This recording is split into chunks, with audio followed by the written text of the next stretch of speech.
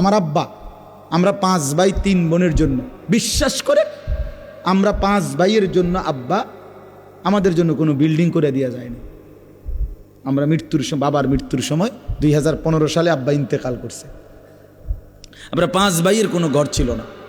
সরকারি একটা বাসায় সরকারি লিজ দিয়া, বছর বছর সরকারি খাজনা দিয়া আমার আব্বারে প্রাইমারি স্কুল থেকে একজন কুমিল্লা শহরের একজন লোকের মাধ্যম হইয়া, বিলাল ভাই আমগো বাসায় গেছেন না কত, তো এটা তো আমগো সরকারি বাসা, জানেন না আপনি? এটা ঠাকুরপাড়ার যে বাসাটা সরকারি বাসা, সরকারি লিজের বাসা।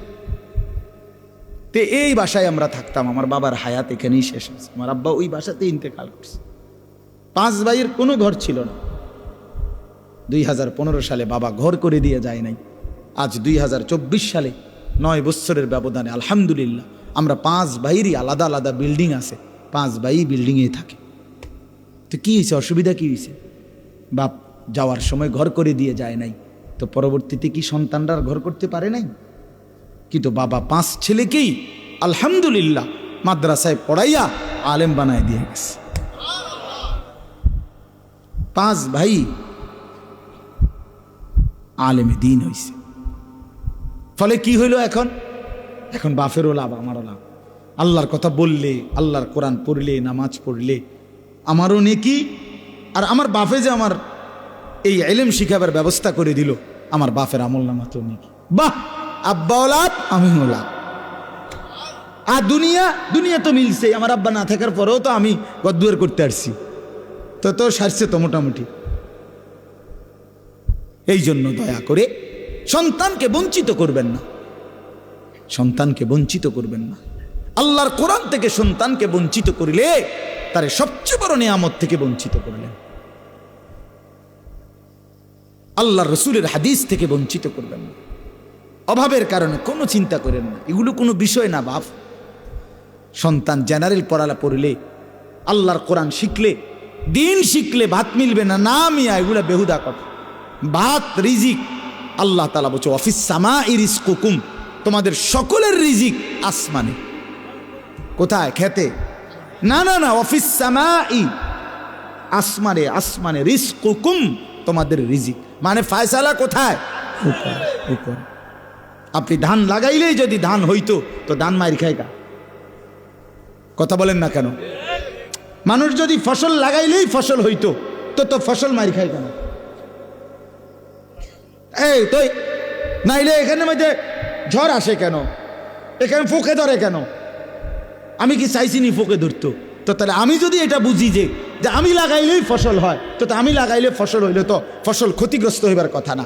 আল্লাহ তাআলা বলেন, বান্দা রিজিক আসমানে, আমার ফয়সালা, আমার ফয়সালা। আমি দিলে হয়, আমি না দিলে হয় না। আমারে ভুইল না বান্দা, আল্লাহকে ভুইল না। ছেলেরা বাপ, তোমাদের যে কয়জন ছেলে বসছ, রাগ হইও না বাপ।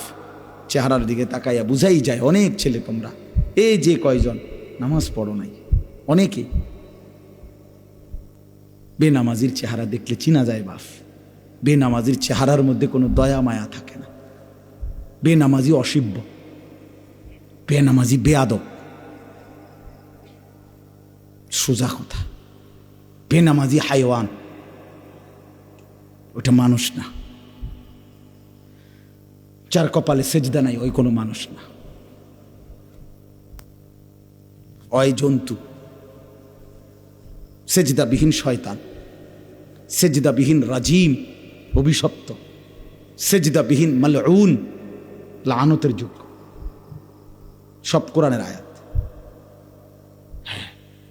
কোরআন শরীফে আছে, জাহান্নামী চিৎকার করবে, ফেরেশতা বলবে, এই বেঈমান, মা সালাকাকুম ফি সাকার, কেন জাহান্নামে আসলি? আল্লাহর কসম ছেলেরা বাবারা, কোরআন শরীফের আয়াত।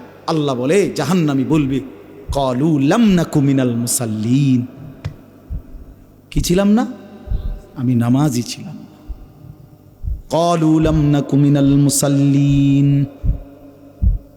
জাহান্নামী বলবে, ফেরেশতা আমি নামাজি ছিলাম না, এজন্য আজ জাহান্নামী হলাম।